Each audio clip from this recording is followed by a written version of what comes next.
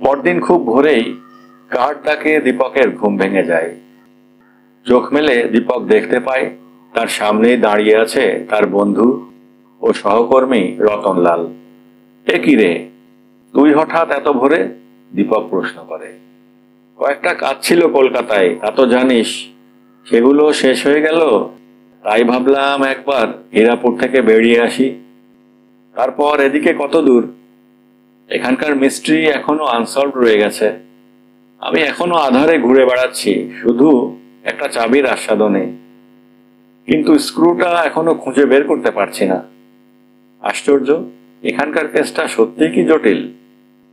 শুধু জটিল নয়, রীতিমতো জটিল। রহস্যের সব কটি সামনে, কিন্তু আসল নায়ক যে কে তাই বের করতে পারছি না।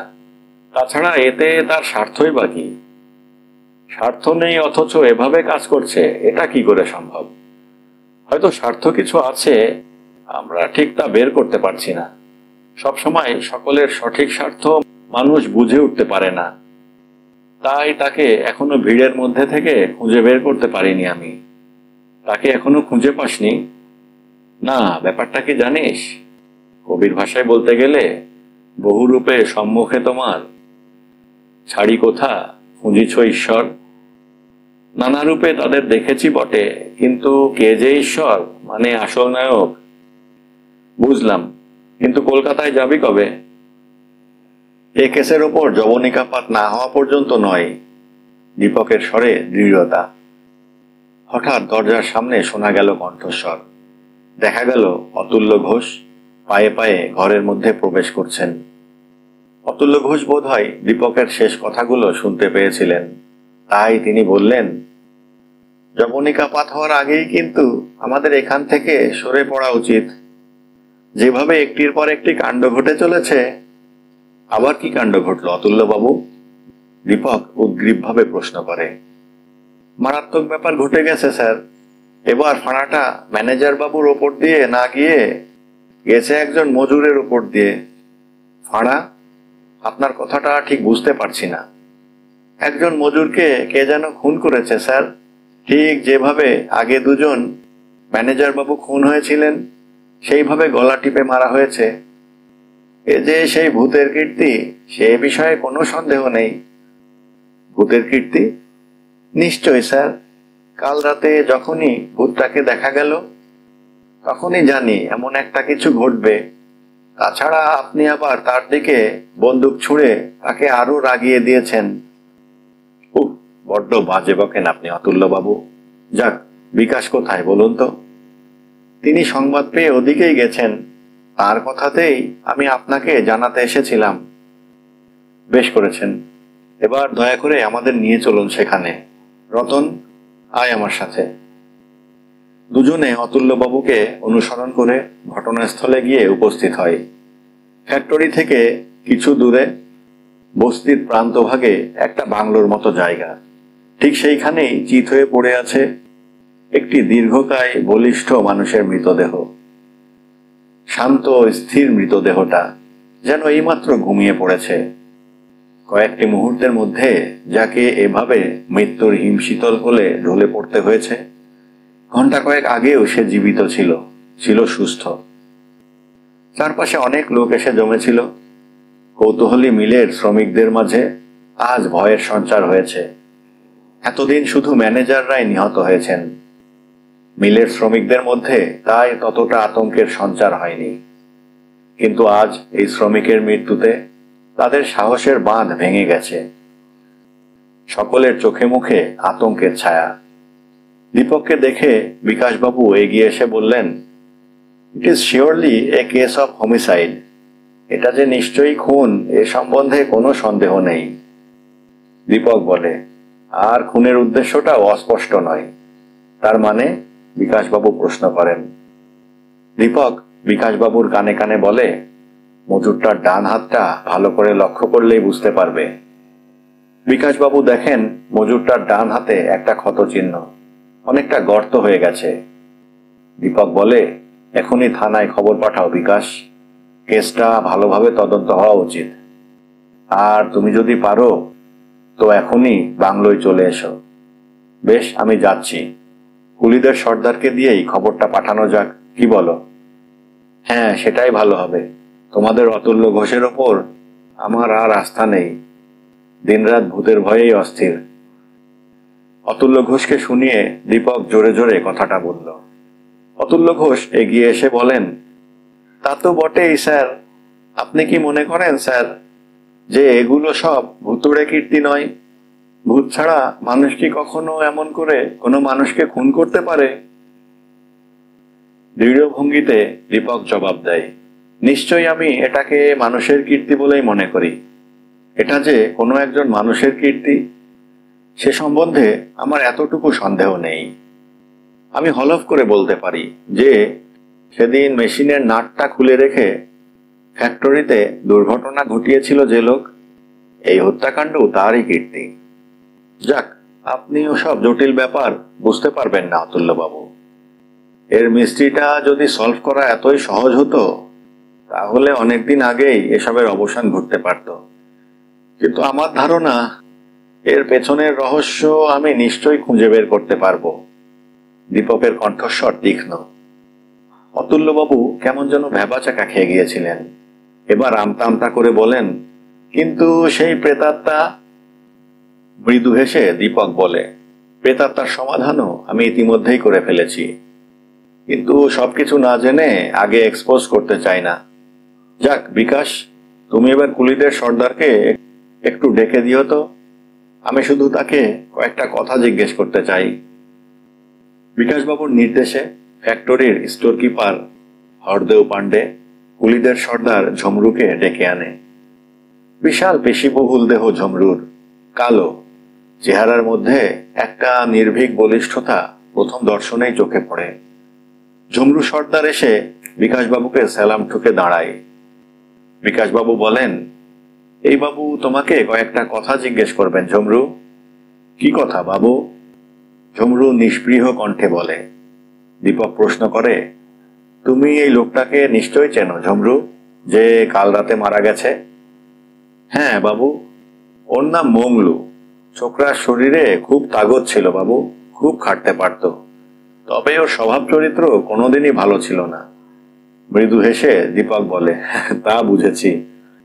বাড়ির সকলের সঙ্গে বোধহয় খুব ঝগড়া করত। ঠিক বলেছেন বাবু, প্রায়ই বাড়ি ফিরত বেশি রাতে।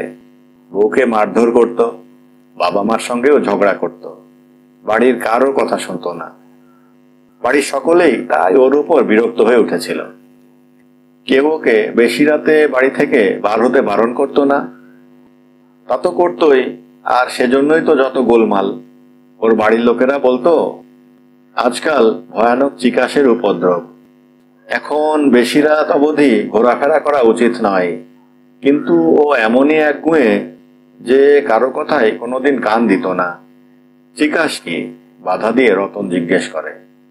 ওরা ভূত প্রেত আত্মাকে চিকাশ বলে, কথাটা বললেন বিকাশ রায়।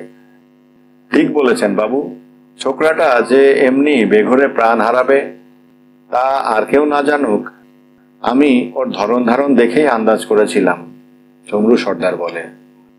ওর ধরন ধারণে কোনো পরিবর্তন দেখেছিলে নাকি? দীপক প্রশ্ন করে। সে কথা এমন কিছু নয় বাবু, ও কেমন যেন লুকিয়ে লুকিয়ে বেড়াতো আজকাল। কারো সঙ্গে বেশি কথা বলতো না, চুপচাপ একা একা কি ভাবতো, মানে একটা কিছু যেন দিনরাত চিন্তা করত। বুঝেছি, দীপক বলে। তুমি এখন যেতে পারো ঝমরু, ওর বাড়িতে গিয়ে খবরটা এখন বলতে পারো। বিকাশ, তুমি সরকার মশাইকে দিয়েই থানায় খবরটা পাঠাতে পারো। After all it's a case of culpable homicide. আমি যাব তাহলে, যত চাপ আমার ওপর, বিড়বিড় করতে থাকেন অতুল্য ঘোষ। হ্যাঁ, আপনিই যান, হেসে দীপক বলে। থানার কর্তব্য কাজ থানা করুক, আমরা এখন খেয়ে দিয়ে আরাম করি। চলো বিকাশ, চল রতন। সকলকে নিয়ে দীপক সজোরে বাংলোর দিকে পা বাড়ায়। দুপুরের আহারের পর বাংলোর একটি ঘরে গোপন বৈঠক বসেছে। বৈঠকে উপস্থিত ওরা চারজন, দীপক, রতন, বিকাশ রায় আর তার মেয়ে অনিতা। দীপক নিশ্চিন্ত মনে বসে সিগারেট টেনে চলেছিল। বিকাশ রায় প্রশ্ন করেন, তখন মৃত লোকটির ডান হাতের দিকে চেয়ে কি যেন বলতে চেয়েছিলে তুমি? দীপক বলে, হ্যাঁ, বলতে চেয়েছিলাম কেন হতভাগ্য লোকটিকে এভাবে মৃত্যুবরণ করতে হলো। কেন বলো তো? আমিও ঠিক বুঝতে পারিনি, রতন বলে। দীপক বলে, এই লোকটাই হচ্ছে তোমাদের অশরীরী প্রেতাত্মার আসল কায়া। আমার মনে হয় কারো নির্দেশেই ও এ কাজ করে চলেছিল। কাল আমি ওর ডান হাত লক্ষ্য করে যে গুলি ছুঁড়েছিলাম তা ঠিক জায়গা মতোই বিদ্ধ হয়েছিল। আমার গুলি খেয়ে লোকটা বেদনায় আর্তনাদ করে উঠেছিল। তখনই আমি বুঝতে পারি যে ও জখম হয়েছে। এবার অতি সহজেই ওকে খুঁজে বের করা যাবে। কিন্তু তার আগেই যে এমনভাবে ওরা ওকে হত্যা করবে তা আমি কল্পনাও করতে পারিনি। ব্যাপারটা তাহলে রীতিমতো জটিল? অনিতা প্রশ্ন করে। তুমি ঠিকই বুঝতে পেরেছ অনিতা। মোটা টাকা কবুল করে লোকটাকে চুক্তিবদ্ধ করা হয়েছিল। দুপায়ে দুটি কাঠের বা বাঁশের লম্বা রণপা লাগিয়ে সারা গা কালো কাপড়ে আবৃত করে ও এমনই করে ভয় দেখিয়ে বেড়াত। কিন্তু এতে ওর স্বার্থ কি? বিকাশবাবু প্রশ্ন করেন। স্বার্থ ওর নয়, যারা ওকে নিযুক্ত করেছে স্বার্থ তাদের। আর সেই বড় বড় পায়ের চিহ্ন কাকাবাবু? অনিতা প্রশ্ন করে। মনে হচ্ছে লম্বা কাঠের রণপা দুটি এমনভাবে তৈরি ছিল যে তাতে ঠিক 10-12 ইঞ্চি লম্বা ছাপ পড়ত মাটির ওপর। সেগুলো আসল কোনো জন্তুর পা নয়, ছাপগুলো নকল কাঠের পায়ের। একটা জিনিস বোধহয় লক্ষ্য করনি, ছাপগুলো দেখা গেছে সব ফ্ল্যাট, কিন্তু সাধারণ মানুষের পায়ের ছাপে আগা আর গোড়ালির মাঝের অংশের ছাপ ভালোভাবে পড়ে না। দীপক হঠাৎ সোজা হয়ে উঠে দাঁড়ায়। সকলে অবাক হয়ে তাকায় তার মুখের দিকে। দরজার দিকে দ্রুত পদে এগিয়ে যায় দীপক। বাইরে শোনা যায় পদশব্দ। কে যেন দ্রুত পায়ে বারান্দা দিয়ে হেঁটে চলে গেল। দীপক এগিয়ে গিয়ে দরজা খুলে ফেলে, কিন্তু সেখানে কাউকেই দেখা যায় না। বিকাশবাবু প্রশ্ন করেন, একজন লোক বোধহয় আড়ি পেতে আমাদের কথা শুনছিল, কিন্তু তুমি তা বুঝতে পারলে কি করে দীপক? দীপক বলে, দরজার কিহোল দিয়ে যখনই আলোক রশ্মি আসা বন্ধ হয়ে গেল তখনই বুঝলাম কেউ নিশ্চয় একজন এসে দাঁড়িয়েছে ওখানে। সেই কি আসল কালপ্রিট? প্রশ্ন করেন বিকাশবাবু। সে সম্বন্ধে নিশ্চিত করে কিছুই বলা যায় না বিকাশ, কোনো অনুচরও হতে পারে। কিন্তু ও কাগজটা কোত্থেকে এলো? কথা শেষে দীপক এগিয়ে গিয়ে এক টুকরো কাগজ কুড়িয়ে নেয়। দেখা যায় সেটা একখানা চিঠি। বোধহয় যে লোকটি তাদের কথা শোনবার জন্যে উৎকর্ণ হয়েছিল তার পকেট থেকে পড়ে গেছে। দীপক খুলে দেখল তাতে গোটা দুয়েক কথা লেখা। কোম্পানির বাগান, রাত 2টো। বিকাশবাবুও দীপকের সঙ্গে বাইরে এসে দাঁড়িয়েছিলেন। তিনি বললেন, আশ্চর্য, লোকটা তাহলে নিশ্চয়ই ওই দলের সঙ্গে কোনোভাবে জড়িত। ওকে ধরতে পারলে হয়তো অনেক কথাই জানা যেতে পারে। কিন্তু আমাদের অ্যালার্ট হওয়ার সঙ্গে সঙ্গে ও গা ঢাকা দিয়েছে। লোকটার বুদ্ধি যে নেহাত কম নয় তা বোঝা যাচ্ছে। কিন্তু এত বুদ্ধিমান হয়েও সে এটি ফেলে গেল কেন? তা তো আমিও বুঝতে পারছি না। It looks like a puzzle. এটা অনেকটা ধাঁধার মতো লাগছে। দীপক বিকাশের দিকে চেয়ে প্রশ্ন করে, আচ্ছা, কোম্পানির বাগান কোথায় বিকাশ? আমাদের ফ্যাক্টরি থেকে দূরে একটা জংলা মতো জায়গা, আমাদের ফ্যাক্টরি কম্পাউন্ডের বাইরে। ও, বুঝেছি, ভালোই হলো। নিমন্ত্রণটা যথাসময়ে রক্ষা করা যাবে। দীপকের স্বর রহস্যময়। বিকেলের দিকে একজন নাদুস নুদুস চেহারার ভদ্রলোককে বাংলোর সামনে এসে ডাকাডাকি করতে দেখা গেল। অতুল্য ঘোষ তাকে সঙ্গে করে বাংলোয় নিয়ে এসেছেন। সে স্থানীয় থানার দারোগা, নাম বামাপদ বক্সী। বিকাশ, দীপক, রতন প্রমুখ তাকে দেখে বাইরে বেরিয়ে আসে। নমস্কার দারোগাবাবু, বিকাশ রায় শুরু করেন। আমি এ ফ্যাক্টরির নতুন ম্যানেজার বিকাশ রায়। একটা খুন হয়েছে এখানে, মিলের মজুর মংলু। মৃত্যুর কারণ বোধহয় গলা টিপে মারা হয়েছে। গলার দুপাশে নীল দাগ দেখতে পাওয়া গেছে, দীপক বলল। আপনি? দারোগাবাবু দীপকের দিকে চেয়ে প্রশ্ন করে। উনি আমার বন্ধু প্রাইভেট ডিটেকটিভ দীপক চ্যাটার্জি। আর ইনি ওর সহকারী রতনলাল, জবাব দেন বিকাশ রায়। হু হু করে হেসে উঠে ফ্যাটি বামাপদ বলে, শখের গোয়েন্দারা কি আর এসব জটিল রহস্য ভেদ করতে পারে? এ নিয়ে বুঝি 3টে হলো। আপনি কতদিন এ লাইনে আছেন? দীপক প্রশ্ন করে। বার 2 গলা খাকারি দিয়ে বামাপদ বক্সি শুরু করে। 9 বছরের কিছু বেশি। পুলিশ বিভাগের সকলে এক ডাকে আমাকে চিনবে। কেন, আপনি এর আগে বামাপদ বক্সির নাম শোনেননি? আপনি সেই খ্যাতনামা বামাপদ বক্সি? আপনার নাম বহুবার শুনেছি বটে। দীপক বিনা কারণেই বামাপদর সুখ্যাতি করে। অথচ রতন স্পষ্টই জানে বামাপদ বক্সি নামধারী কোনো দারোগার নাম সে ইহজীবনে শোনেনি। শুনবেন বই কি, ফ্যাটি বামাপদ হো হো করে হাসে। অত্যন্ত মোটা লোক, বোকার মতো হাসলে কত কুশ্রী দেখায়, এ যেন তার জীবন্ত দৃষ্টান্ত। ধরুন গিয়ে এই বছরে 47টা জটিল কেসের সমাধান করেছি। 23টা চুরি, 9টা পকেটমার, 3টে রাহাজানি, এছাড়া খুন, গুম, স্বদেশি ডাকাতি, অ্যাবডাকশন, আরও কত কি। সত্যি আপনার মতো যোগ্য লোক আমাদের গর্বের বস্তু, দীপক বলে ওঠে উৎফুল্ল কণ্ঠে। বামাপদ আনন্দিত কণ্ঠে প্রশ্ন করে, মৃতদেহটা কোথায়? ফ্যাক্টরির একটা ঘরের মধ্যে টেনে নিয়ে গিয়ে রাখা হয়েছে। ভেরি গুড, চলুন সেদিকে এগোনো যাক। মৃতদেহ দেখে বামাপদ বলে, এবারের মৃত্যুটা কিন্তু অন্যরকম দেখছি। গলায় দাগ থাকলেও ডান হাতের এই ক্ষতচিহ্ন। এটা আমারই কীর্তি, দীপক বলে। তাহলে গোটা কাহিনীটা শুনুন। দীপক প্রেতাত্মা আর গুলি করার কাহিনীটা বামাপদকে খুলে বলে। ফ্যাটি বামাপদ বলে, লাশটা মর্গে পাঠাবার ব্যবস্থা আমি করছি, কিন্তু ওরা যদি মংলুকে এই কাজে নিযুক্ত করে থাকে তবে তাকে হত্যা করলো কেন? হয়তো মংলু খুব বেশি টাকা দাবি করেছিল, কিংবা অন্য কোনো কারণও হতে পারে। হয়তো ডান হাত জখম হওয়ার পর আমরা ওকে চিনতে পারবো এবং ওকে অ্যারেস্ট করে সব কথা জানতে পারবো। সেই ভয়েই ওর মুখ চিরদিনের মতো বন্ধ করে দিয়েছে। আপনার বুদ্ধির সত্যি প্রশংসা করি দীপকবাবু, ফ্যাটি বামাপদ ঘাড় নাড়ে এতক্ষণে। এর আগে কি মৃতদেহ কখনো পুলিশ সার্জেন্টকে দিয়ে পরীক্ষা করানো হয়েছিল? প্রশ্ন করে দীপক। না, প্রথমে সাধারণ কেস বলেই এটাকে গ্রহণ করেছিলাম, কিন্তু পরপর এতগুলো খুনোখুনি যে ঘটবে তা আগে কে জানতো বলুন। যাক, আপনি যখন বলছেন, এবার পুলিশ সার্জনকে দিয়েই মৃতদেহ পরীক্ষা করাবো আমরা। রাতের কালো ছায়া গভীর হয়ে ওঠে। নিঃশব্দে প্রেতায়িত দীর্ঘশ্বাসের মতো রাত্রির কালিমা দিকবিদিক আচ্ছন্ন করে ফেলতে থাকে। শোঁ শোঁ শব্দে হাওয়া বইছে, জলো হাওয়ার সকরুণ বিষণ্ণ কান্না। শীতার্ত বাতাস বয়ে চলেছে একটানা। আকাশের বুকে পুঞ্জ পুঞ্জ মেঘ, মাঝে মাঝে বিদ্যুতের চমক, সশব্দ গর্জন।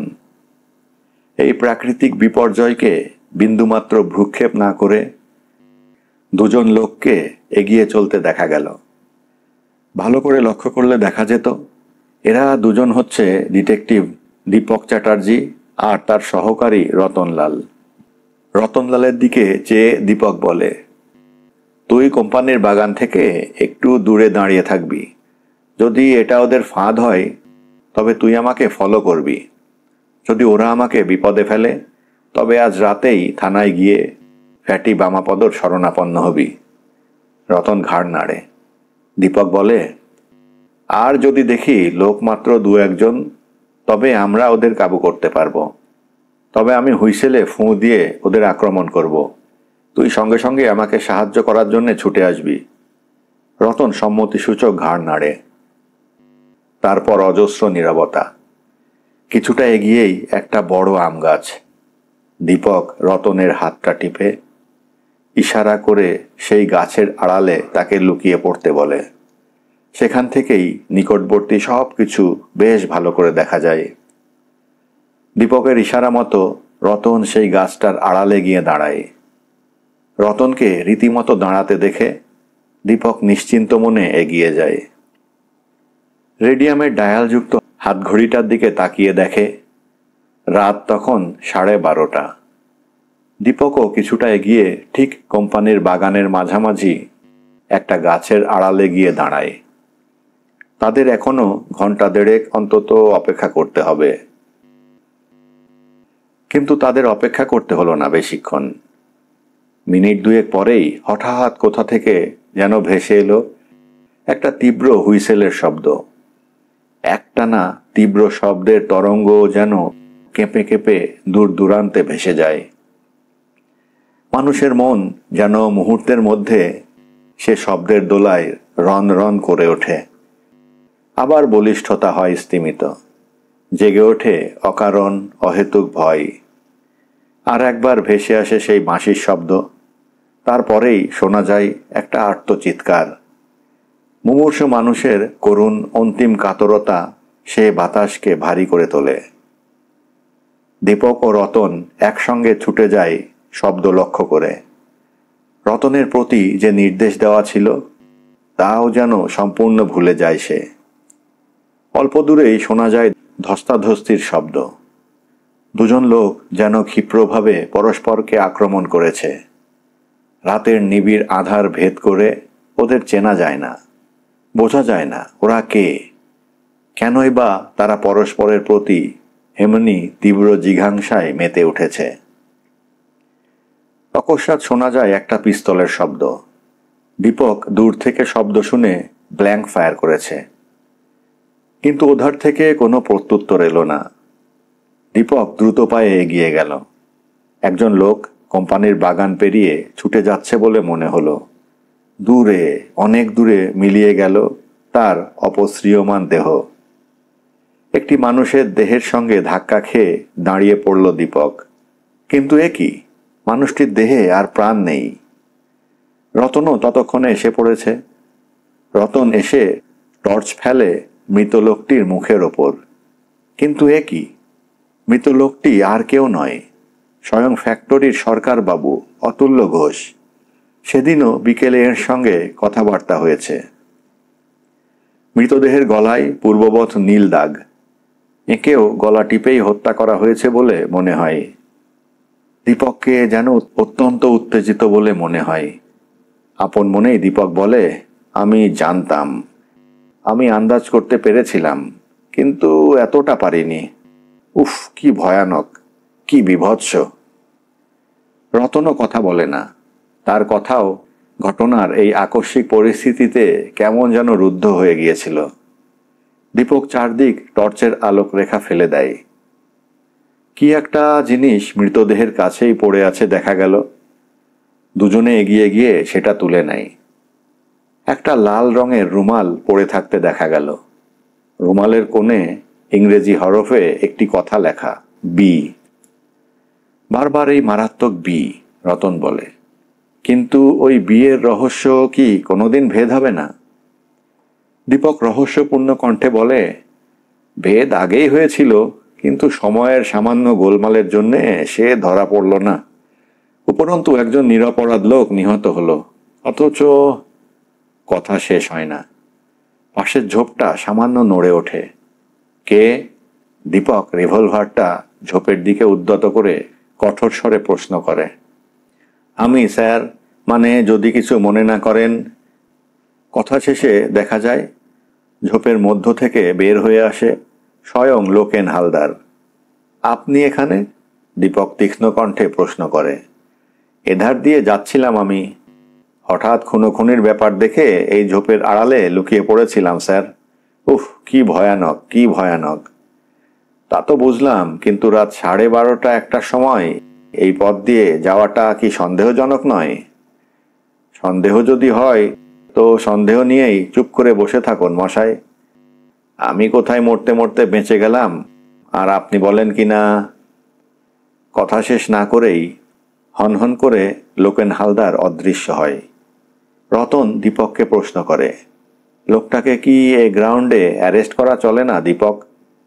দীপক হেসে বলে, পাগল, ওর বিরুদ্ধে প্রমাণ কোথায়, আর ও শুধু এই ব্যাপারের একটা অংশ মাত্র। তার মানে? মানে একটা ত্রিভুজের একটা বাহু। কিন্তু সেসব কথা পরে হবে। এখন চল, বিকাশকে খবরটা দিয়ে ফ্যাটি বক্সিকে জানাতে হবে। দুজনে দ্রুত পদে ফ্যাক্টরির দিকে পা বাড়ায়। পরদিন সকাল থেকেই সারা হীরাপুরে যেন তোলপাড় শুরু হয়ে যায়। কোম্পানির বাগানে মৃতদেহ পাওয়া গেছে, আর সে মৃতদেহ ফ্যাক্টরির সরকারবাবু অতুল্য ঘোষের। যে অতুল্য ঘোষ কথায় কথায় ভূতের ভয়ে জড়সড় হয়ে উঠত, সেই কিনা শেষে ভূতের হাতে প্রাণ হারালো। সেদিন সকালে রতন যখন দীপককে এই ঘটনার কথা বলছিল, তখন দীপক কিন্তু অন্যমনস্কভাবে চেয়েছিল খবরের কাগজের একখানা পাতার দিকে। রতন প্রশ্ন করে, কি দেখছিস এত মনোযোগ দিয়ে, বলতো? দীপক বলে, বিজ্ঞাপনের এই ছোট্ট অংশটা দেখছি আমি। কি বিজ্ঞাপন? রতন বিজ্ঞাপনটি মনোযোগ দিয়ে দেখতে থাকে। আমরা হীরাপুর আয়রন অ্যান্ড স্টিল ফ্যাক্টরির 3 জন ম্যানেজার মিলে ঠিক করেছি যে এই ফ্যাক্টরিটি উপযুক্ত মূল্যে যে কোনো ভালো লোকের কাছে বিক্রি করব। আমরা সকলে হীরাপুরে যাচ্ছি, সেখানেই ক্রেতারা খোঁজ করতে পারেন। অম্বিকা প্রসাদ আগরওয়ালা, অর্ধাংশের মালিক, Hirapur iron and steel factory. Ratan বলে, তাহলে এটা একটা বেশ বড় ক্লু, কি বলিস? দীপক হেসে বলে, হ্যাঁ নিশ্চয়ই, আমি আজই এই রহস্যের সমাধান করব। অবশ্য আমাকে আজ নিরালা লজে হানা দিতে হবে এই রহস্য সমাধানের জন্যে। নিরালা লজ? হ্যাঁ, কোম্পানির বাগানের পাশে একখানা বড় বাড়ি। কিন্তু সেখানে কি? অনুসরণ করতে পারো বন্ধু, সবকিছুই ক্রমশ প্রকাশ্য। রাত নামে। নিস্পন্দ পৃথিবীর বুকের ওপর যেন ঘন অবগুণ্ঠনের মতো ছড়িয়ে পড়ে রাত্রির কালো ছায়া। হীরাপুরের যে অঞ্চলে নিরালা লজ বাড়িটি অবস্থিত, তার আশেপাশে আর কোনো বাড়ির জটলা নেই। এই বাড়িখানার মধ্যে দিয়েই গৃহস্বামীর বুদ্ধি ও সুরুচির ছাপ সুস্পষ্ট ফুটে ওঠে। চমৎকার দোতলা বাড়িখানা, লাল রং, আঁধারের বুকে আবছা ছায়ার মতো অটুট গাম্ভীর্য নিয়ে দণ্ডায়মান। ঢং ঢং, দূরের কোন একটা পেটা ঘড়ি জানিয়ে দিল রাত 10টা বাজে। বাড়ির ঠিক পেছনেই দাঁড়িয়ে থাকতে দেখা যায় 2 জন লোককে।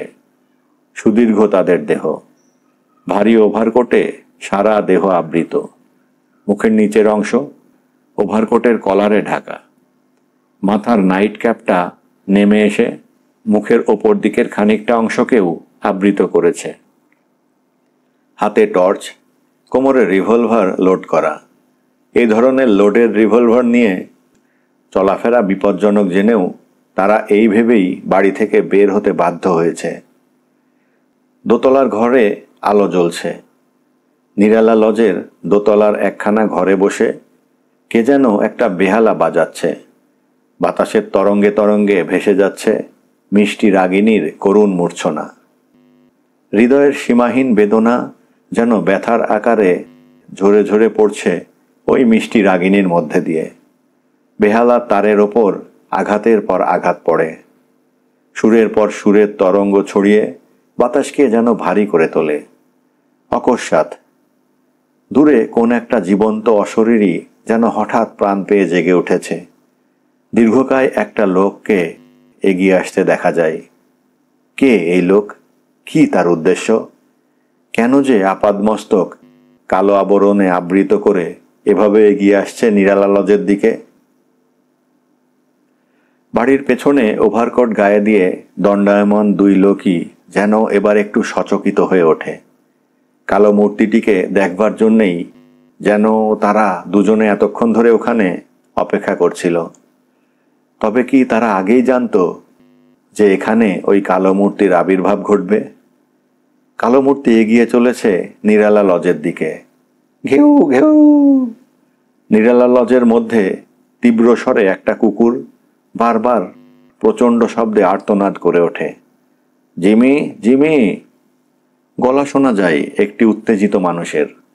বেহালার শব্দ এই আকস্মিক কুকুরের ডাকে থেমে গেছে। একজন লোক দোতলার বারান্দায় এসে দাঁড়ায়। কালো মূর্তি এবার এই লোকটিকে দেখেই তার হাতটা তোলে। হাতে তার একটা ঝকঝকে রিভলভার। অগ্নি উদ্গারের নেশায় যেন উন্মাদ। বারান্দায় দাঁড়ানো লোকটির দিকে চেয়ে সে রিভলভারের লক্ষ্য স্থির করে। হল্ট! পেছন থেকে বজ্রকণ্ঠে ধ্বনিত হয়। ওভারকোট গায়ে লোক দুটির হাতে চকচক করে দুটি রিভলভার। একটি মুহূর্ত, কালো মূর্তি সাঁত করে পাশেই একটা গাছের আড়ালে গিয়ে দাঁড়ায়। গুড়ুম গুড়ুম! দুজনের হাতের রিভলভারই একসঙ্গে গর্জে ওঠে। পোড়া বারুদের গন্ধ বাতাসকে ভারী করে তোলে। মুহূর্তের মধ্যে শান্ত প্রকৃতি যেন বীভৎস আকার ধারণ করে। কালো মূর্তির গায়ে না লেগে রিভলভারের গুলি গাছের গায়ে বিদ্ধ হয়। কালো মূর্তি গুড়ি মেরে পাশের ঝোপের মধ্যে আত্মগোপন করে। ওভারকোটে আবৃত মূর্তি দুটিকে এবার আর চিনতে কষ্ট হয় না। দীপক চ্যাটার্জি আর তার বন্ধু রতনলাল। দুজনেই ছুটে চলে ঝোপটার দিকে। ঝোপ জঙ্গল ভেদ করে তারা ছুটে চলে সেই কালো মূর্তির সন্ধানে। তাকে খুঁজে বের করতেই হবে, এই যেন ওদের পণ। কাঁটায় আর বাঁশবনে তাদের হাত পা ছড়ে যায়। এক হাঁটু কাদা ভেঙে জঙ্গলের মধ্য দিয়ে তারা ছুটে চলে লোকটিকে দেখবার আশায়, কিন্তু ব্যর্থ হয় তাদের এই কঠোর পরিশ্রম। ঝোপের মধ্যে বা তার আশপাশে জনমানবের চিহ্ন দেখতে পাওয়া যায় না। রাত্রির নিকষ কালো আঁধারের মধ্যেই যেন সেই কালো মূর্তির বিসর্জন ঘটেছে। দীপক আর রতন হতাশ হয়ে বেরিয়ে আসে ঝোপ জঙ্গলের মধ্যে থেকে। প্রবাহমান বাতাস শুধু একবার ক্ষীণ কান্নার আবর্তে দুজনের মনে বিভ্রান্তির সৃষ্টি করে। দুজনে পায়ে পায়ে হেঁটে এগিয়ে চলে আবার নিরালা লজের দিকেই। বিগত ঘটনা যেন মুহূর্তের একটা দুঃস্বপ্ন ছাড়া আর কিছু নয়। নিরালা লজের সদর দরজার ওপর পরপর দুবার আঘাত পড়ে। কে? দোতলা থেকে প্রশ্ন ভেসে আসে। দরজা খুলুন, আমি দীপক চ্যাটার্জি। দীপকের কণ্ঠে অসহনীয় গাম্ভীর্য। ভিনো, ভিনো, দরজা খোলো। দোতলা থেকে কার কণ্ঠে যেন ধ্বনিত হয় আদেশের সুর। যে লোকের জীবন মাত্র কয়েকটি মুহূর্ত পূর্বে অজ্ঞাত আততায়ীর হাতে বিপন্ন হয়েছিল, তার এই অবিচলিত স্বর দীপক ও রতন দুজনকেই মুগ্ধ করে। দরজা খুলে যায়। ভেতরে প্রবেশ করে দুজনে। সামনে দাঁড়িয়ে একজন বিশালাকায় পেশিবহুল লোক। গায়ের রং মিশমিশে কালো। চোখে মুখে অদ্ভুত একটা নিষ্ঠুরতার ছাপ। একটি গ্রানাইটে খোদা প্রস্তর মূর্তি যেন। কপালে বিরাট একটা কাটা দাগ। ভিনো, ওদের ওপরে নিয়ে আয়। কণ্ঠস্বর ভেসে আসে। কোন এক সুদূরের আহ্বান যেন, কিন্তু সে কণ্ঠস্বরের মধ্যে এমনই একটা মাদকতা মেশানো যে তা মানুষকে হুকুম মেনে চলতে বাধ্য করে। দীপক আর রতন ভিনো নামধারী লোকটাকে অনুসরণ করে। আঁকাবাঁকা সিঁড়ি, সিঁড়ির মুখেই একটি বড় হলঘর। ঘরের সামনেই মোটা শিকল দিয়ে বাঁধা বিরাট একটা গ্রে হাউন্ড। তার দু চোখে যেন জল জ্বলে ক্ষুধিত দৃষ্টি।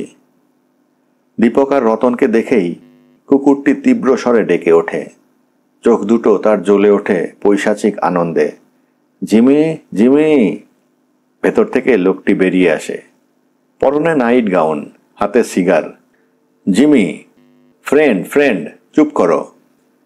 রতনলাল অবাক বিস্ময়ে লক্ষ্য করে এই লোকটি আর কেউ নয়, স্বয়ং লোকেন হালদার। নমস্কার মিস্টার চ্যাটার্জি, আমি সত্যিই আপনার কাছে কৃতজ্ঞ। আপনি আমার জীবন রক্ষা করেছেন। দীপক হাসি মুখে বলে, আমি তো আর রক্ষা করার মালিক নই মিস্টার হালদার। আপনাকে রক্ষা করেছে আপনার নিয়তি। এর আগে চোখের সামনে দিয়ে দুটো খুন হয়ে গেল, কই বাঁচাতে পারলাম না তাদের। তবুও আপনি যদি আজ না আসতেন। সে কথা যাক, কতগুলো জরুরি কথা আছে আপনার সঙ্গে, যে কারণে এত রাতে আপনাকে বিরক্ত করতে এসেছি। বেশ, আসুন আমার সঙ্গে পাশের ঘরে। ভিনো, ইউ মে গো নাও। ভিনো প্রস্থান করে। লোকেন হালদার দীপক আর রতনকে নিয়ে প্রবেশ করে পাশের বড় ঘরটিতে। বড় আলোটা নিভিয়ে দেই, কি বলেন দীপকবাবু? অল্প পাওয়ারের নীল আলো জেলে দিলেই চলবে, লোকেন হালদার বলে। আপত্তি নেই। দীপকের উত্তর সংক্ষিপ্ত। বড় আলোটা নিভিয়ে দেয় লোকেন, জেলে দেয় ছোট্ট নীল আলোটা। স্বল্প নীল আলোয় ঘরের মধ্যে একটা মায়াময় পরিবেশের সৃষ্টি হয়, কেমন যেন রহস্যময়, স্বপ্নমাখা। হাতের সিগারেটটাতে মৃদু টান দিয়ে লোকেন শুরু করে। প্রথম থেকেই বলতে শুরু করছি, মিস্টার চ্যাটার্জি, আপনি যা শুনতে চান। আমার নাম মোটেই লোকেন হালদার নয়। মৃদু হাসি মুখে দীপক বলে, তা জানি, এবং আপনার মাসিমার বাড়িও এটা নয়, কি বলেন? আপনি তো জানেনই। হ্যাঁ, একটু খবর না রাখলে আর এত বড় জিনিসটার রহস্যভেদ করতে পারতাম না। পেরেছেন? নিশ্চয় পেরেছি। যেমন জেনেছি আপনার নাম লোকেন হালদার নয়, আপনি হচ্ছেন রসময় গোস্বামী, এই মিলের সিকি অংশের অংশীদার। মিলের সুনাম নষ্ট হচ্ছে দেখে নিজেই ছদ্মনামে ভেতরের ব্যাপারটা খোঁজ নেওয়ার আশায় এখানে এসেছেন, কিন্তু কোনো সূত্রই বের করতে পারেননি। উপরন্তু আততায়ীর গুলিতে আপনার প্রাণ বিপন্ন হয়ে উঠেছিল। নিরাশ কণ্ঠে রসময় গোস্বামী বলেন, সত্যি, I am extremely sorry mister Chatterjee, আমি পারলাম না এ মিস্ট্রি ভেদ করতে। কিন্তু আপনার পরিচয় যে অদ্ভুত উপায়ে আমি জানতে পেরেছি, তেমনি জেনেছি এ ফ্যাক্টরির রহস্যময় ক্রিমিনাল কে। কে সে মিস্টার চ্যাটার্জি? এখনো সময় হয়নি, আর কিছুক্ষণ ধৈর্য ধরুন। রাত শেষ হোক। কালকেই আপনারা ফ্যাক্টরি বিক্রি করে ফেলবেন বলে সিদ্ধান্ত নিয়েছেন না? হ্যাঁ, মিস্টার আগরওয়ালার সঙ্গে পত্র মাধ্যমে সে কথা হয়েছে। তিনি কাল সকালে এলেই আসল অপরাধীকে কালকেই গ্রেপ্তার করব মিস্টার গোস্বামী ওরফে মিস্টার হালদার। ও নামে ডেকে আর লজ্জা দেবেন না। লজ্জা দিচ্ছি না, আপনাকে অভিনন্দন জানাচ্ছি। আপনি দীপক চ্যাটার্জি নন যে এত বড় রহস্যময় কেসের সমাধান করতে পারবেন, কিন্তু তবুও আপনি যতটা করেছেন তা প্রশংসার দাবি রাখে। দীপকের কণ্ঠস্বর উদার। তাহলে আসল আসামি কালকেই ধরা পড়বে তো? হ্যাঁ, আজ তাহলে আসি মিস্টার গোস্বামী। এমন সময় কুকুরটা সজোরে ডেকে ওঠে আবার। কি হলো আবার? ভিনো, ভিনো, জিমিকে একটু সামলে রাখ। দীপক হঠাৎ জানালায় দাঁড়িয়ে বাড়ির পেছনের ঝোপটার দিকে রিভলভার তুলে পরপর দুবার ব্ল্যাঙ্ক ফায়ার করে। প্রচণ্ড শব্দে সারা বাড়িখানা যেন কেঁপে ওঠে। কি হলো মিস্টার চ্যাটার্জি? কিছু না, আপনার বাড়ির পাশেই সেই অদৃশ্য মূর্তি আত্মগোপন করেছিল। এবার সে পলায়ন করল, তাই জিমির এই আকস্মিক চিৎকার। আশ্চর্য, এ ধরনের স্টান্ট ক্রিমিনাল যে পৃথিবীতে থাকতে পারে এ ধারণা ছিল না আমার। পৃথিবীতে এমন অনেক কিছুই আছে যা আমাদের ধারণার বাইরে মিস্টার গোস্বামী। যাক, চলি আজকের মতো। রাতে একটু সাবধানে থাকবেন। শুভরাত্রি। রতনকে নিয়ে দীপক ঘর ছেড়ে বেরিয়ে যায়। পরদিন বেলা 10টা। ফ্যাক্টরির অফিস ঘরে জরুরি অধিবেশন বসেছে। সেখানে উপস্থিত রয়েছে মাত্র 5 জন লোক। ফ্যাক্টরির অর্ধেক অংশের মালিক মিস্টার অম্বিকা প্রসাদ আগরওয়ালা, লোকেন হালদার ছদ্মনামধারী রসময় গোস্বামী সিকি অংশের মালিক, ফ্যাক্টরির পরিচালক এবং বাকি অংশের মালিক বিনয় সমাদ্দার, ফ্যাক্টরির ম্যানেজার বিকাশ রায় এবং ডিটেকটিভ দীপক চ্যাটার্জি। অধিবেশনে কথা শুরু হয়। রসময় গোস্বামী উঠে দাঁড়িয়ে কথা বলতে শুরু করেন। উপস্থিত ভদ্র মহোদয়গণ, আমি আজ বিশেষ কারণেই বাধ্য হয়ে আমাদের মধ্যে এ গোপন অধিবেশনে মিলিত হয়েছি। আমি জানি আপনারা সকলেই বিচলিত। আমাদের মন আজ অত্যন্ত চঞ্চল। এত বড় লাভজনক ফ্যাক্টরি অত্যন্ত অল্প মূল্যে বিক্রি করা হচ্ছে, এটা নিশ্চয়ই আপনাদের মনে অত্যন্ত আঘাত দিচ্ছে। কিন্তু এই ফ্যাক্টরির নামে যার দুর্নাম রটেছে তাতে আমরা এটাকে প্রায় সিকি মূল্যে বিক্রি করে দিতে প্রস্তুত হয়েছি। আমাদের 3 জন অংশীদারেরই এই একমত। কিন্তু এই দুর্নাম থেকে কোম্পানিকে রক্ষা করলে আর হয়তো এ প্রয়োজন থাকে না। হয়তো আসল খুনি ধরা পড়লে এই আসন্ন বিপদ থেকে কোম্পানি রক্ষা পায়। আমাদের সুহৃদ এবং বন্ধু বিখ্যাত গোয়েন্দা দীপক চ্যাটার্জি আমাকে কথা দিয়েছেন যে তিনি আসল খুনিকে গ্রেফতার করবেন। তিনি আজই এই খুনিকে নাকি তুলে ধরবেন আমাদের চোখের সামনে। আমরা এই কথাটা জেনে খুবই আনন্দিত হয়েছি। ঘরের মধ্যে অখণ্ড নীরবতা। একটা ছুঁচ পড়লেও যেন শব্দ হয়, এমনই স্তব্ধতা ঘরের মধ্যে বিরাজ করতে থাকে। এমন সময় ঘরের মধ্যে প্রবেশ করে দারোগা ফ্যাটি বামাপদ বক্সী, সঙ্গে 3 জন কনস্টেবল আর রতনলাল। বামাপদ বক্সী প্রশ্ন করে দীপকের দিকে চেয়ে, কই দীপক বাবু, আপনি রতনবাবুকে দিয়ে খবর পাঠিয়েছেন থানায় যে খুনি নাকি গ্রেপ্তার হয়ে গেছে? দীপক বলল, গ্রেপ্তার না হলেও এক্ষুনি হবে। আপনি প্রস্তুত হয়ে এসেছেন তো? হ্যাঁ হ্যাঁ, নিশ্চয়ই নিশ্চয়ই, সব কিছু রেডি। দীপক তীক্ষ্ণ কণ্ঠে বলে, সুসমাচার, আর দেরি করার কোনো প্রয়োজন নেই মিস্টার বক্সী। আপনি পরপর ফ্যাক্টরিতে যে 4টি হত্যাকাণ্ড সংঘটিত হয়েছে তার নায়ক এবং যে দুর্ঘটনা ঘটেছিল তার সঙ্গে প্রত্যক্ষ জড়িত ফ্যাক্টরির সিকি অংশের অংশীদার বিনয় সমাদ্দার ওরফে হরদেও পাণ্ডেকে গ্রেপ্তার করুন। হরদেও পাণ্ডে, বিনয় সমাদ্দার? সকলে একসঙ্গে চমকে ওঠে সে কথা শুনে। ঘরের মধ্যে বজ্রপাত হলেও বোধ হয় সকলে এতটা চমকে উঠত না। ফ্যাক্টরি পরিচালনার ভার ছিল ওর হাতে। ফ্যাক্টরিতে কি পরিমাণ লাভ হয় তা ওর চেয়ে আর কেউ বোধ করি বেশি বুঝবে না। এই প্রচুর লাভ দেখেই ওর মাথার মধ্যে একটা প্ল্যান এসে ঢুকলো। সামান্য মাত্র 4 আনার অংশীদার হওয়ার পরিবর্তে যদি সারা ফ্যাক্টরির মালিক হওয়া যায় তবে যে প্রচুর অর্থ পাওয়া যাবে সে চিন্তায় ওর মনকে উদ্দামতায় ভরিয়ে তোলে। ঠিক এই সময়ে ঘটল এক বিপর্যয়। ওর 2 জন পার্টনার যে তাদের অংশ বিক্রি করতে রাজি নন তা তিনি বেশ ভালো করেই বুঝতে পারলেন। ওর আশার মূলে কুঠারাঘাত হলো। উনি তখন প্ল্যান করতে লাগলেন কি করে গোটা ফ্যাক্টরির মালিক হওয়া যায়। সেই সময় ওর মনে পড়ল যে অঞ্চলে মিলটা স্থাপিত সেটা আগে ছিল একটা ভুতুড়ে বাড়ি। এই সুযোগকে উনি পরিপূর্ণভাবে কাজে লাগাবার জন্যে সচেষ্ট হয়ে উঠলেন। উনি ফ্যাক্টরির কুলি মংলুকে মোটা অর্থের বিনিময়ে বশীভূত করে চাইলেন তাকে দিয়ে ফ্যাক্টরির মধ্যে আতঙ্ক সৃষ্টি করতে। লম্বা লম্বা রণপা পায়ে লাগিয়ে কালো পোশাকে মাথা থেকে পা পর্যন্ত আবৃত করে জ্যোৎস্নাময়ী রাত্রে ঘন ঘন একটা মূর্তিকে ঘুরে বেড়াতে দেখা গেল। লোকে মনে করল ওটা বোধহয় অভিশপ্ত প্রেতাত্মা। হ্যাঁ, একটা কথা, ইতিমধ্যে নিজের সার্টিফিকেটে নিজে এসে হরদেও পাণ্ডে ছদ্মনামে কোম্পানিতে কাজ নিয়েছিলেন সবকিছু ব্যাপারটা পরিচালনার জন্যে। মিলের সরকার অতুল্য ঘোষও ছিলেন ওঁরই হাতের লোক। মিলের 2 জন ম্যানেজারকে উনি মংলুর সাহায্যেই খুন করান। হাতে বিষাক্ত ক্যাপ লাগিয়ে তাদের গলা টিপে হত্যা করা হলো। এই ক্যাপের সঙ্গে থাকতো সরু সরু কাঁটা, তাতে বিষ মাখানো থাকতো। সেই বিষ তাদের শরীরে সঞ্চারিত হয়ে সঙ্গে সঙ্গে তাদের মৃত্যু আসন্ন করে তুলত।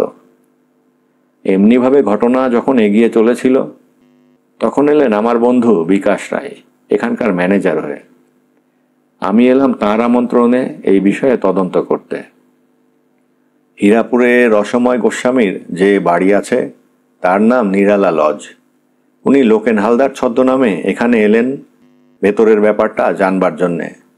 ট্রেনে ওর সঙ্গে আমার পরিচয় ঘটেছিল। তখন ওর সাধারণ ছদ্মবেশ অথচ 2nd ক্লাসে ভ্রমণ আমার কেমন যেন আশ্চর্য বলেই মনে হয়েছিল। যাক, এখন আমাদের আগমনে মংলু আর অতুল্য ঘোষ আর এসব কাজ করবে না বলে ওকে জানালো।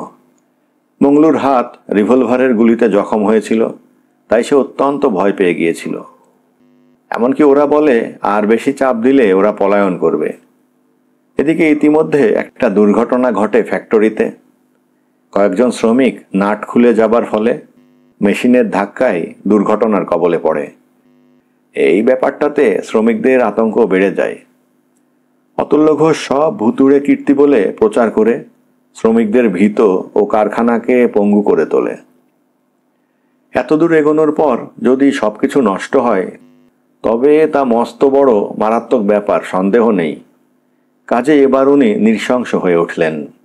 এদিকে মংলু নেশাতে অভ্যস্ত ছিল। সে এবার ভয় দেখালো আরও বেশি টাকা না দিলে সে সব সিক্রেট প্রকাশ করে দিতে বাধ্য হবে। এবারে তাই নিরুপায় হয়েই উনি মংলুকে হত্যা করেন এবং পরে সব প্রমাণ নষ্ট করবার জন্যে অতুল্য ঘোষকেও। আবার পরপর দুটো খুন হয়ে যাওয়াতে আরও বেশি গুজব রটে গেল কোম্পানির নামে। অজস্র বদনাম ছড়িয়ে পড়ল। দলে দলে শ্রমিকেরা পলায়ন করল। কারখানা প্রায় পঙ্গু হয়ে উঠেছে। ঠিক এমনই সময়ে উনি করে ফেললেন একটি মারাত্মক ভুল অতুল্য ঘোষকে খুন করবার সময়।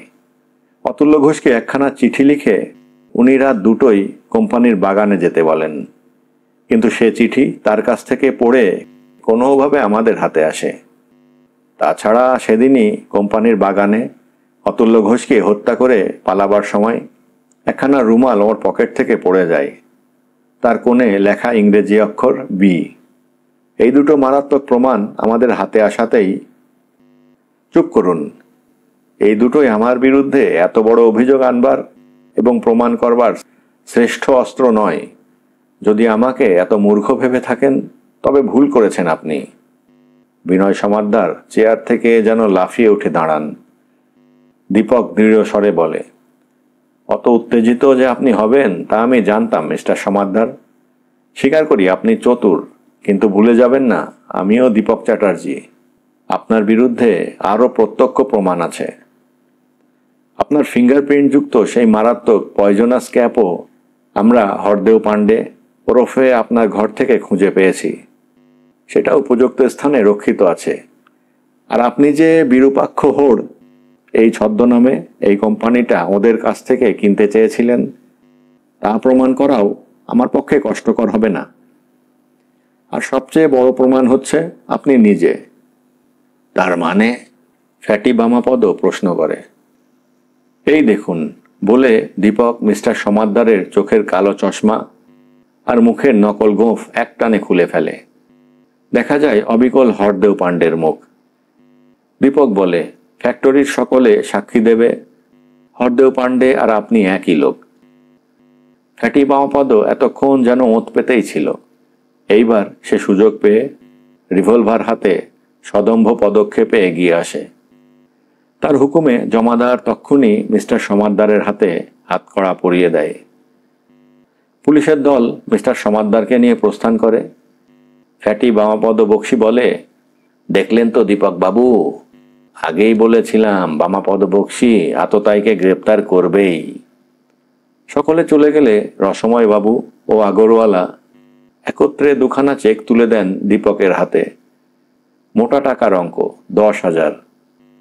দীপক হেসে প্রশ্ন করে, এটা আবার কেন? মিস্টার গোস্বামী হেসে বলেন, আমাদের খুশি। দীপক কোনো উত্তর দিতে পারে না। আমরাও আমাদের খুশি মতো এখানেই গল্পের ওপর জবনিকা টানলাম।